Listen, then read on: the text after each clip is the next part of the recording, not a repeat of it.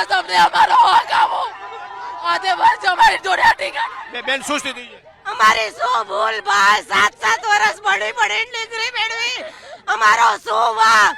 સરકારે નોકરીઓ આપવા માટે તો કોલેજો ખોલી દી. બાપ દાદાએ જમીનો ગીરવે મૂકીને ભણાવ્યા છે અને હવે 7 વર્ષે આ લોકોએ ભરતી બંધ કરી દીધી. અમારા છોકરાઓ રજડાવી પડ્યા ભાઈ. અમારે દીકરીઓ તમે જોવો તો થપ્પા મારેલા છે. અમે એનું શું કરીએ?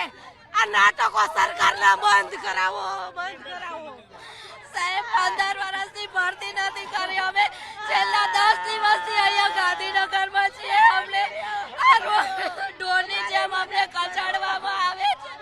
અમારું કોઈ સાંભળવા તૈયાર નથી સર.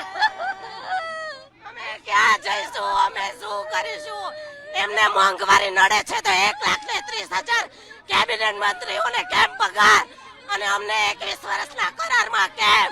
અમે તો ડિગ્રીઓ લઈને બેઠા છીએ ને તો મળશે.